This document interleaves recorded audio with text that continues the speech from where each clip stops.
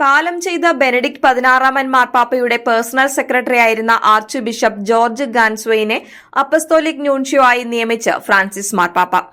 Baltic രാജ്യങ്ങളിലെ നയതന്ത്രപരമായ ചുമതലയാണ് ആർച്ച് ബിഷപ്പ് ജോർജ് ഗാൻസ്വെയിന് ഫ്രാൻസിസ് മാർപ്പാപ്പ നൽകിയത്.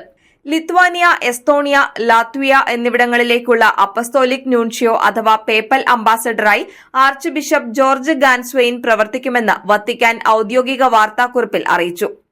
ആധുനിക സഭയിൽ ഏറ്റവുമധികം സ്വാധീനം ചെലുത്തിയ ബെനഡിക്ട് 16 പാപ്പയുടെ അന്ത്യാഭിലാഷങ്ങളും അവസാന മണിക്കൂറുകളും പാപ്പ നൽകിയ നിർദ്ദേശങ്ങളും അറിയാവുന്ന ഏക വ്യക്തിയെന്ന നിലയിൽ ആർച്ച് ബിഷപ്പ് ഗാൻസ്വെയിൻ ആഗോളതലത്തിൽ ഏറെ ശ്രദ്ധ നേടിയിട്ടുണ്ട്.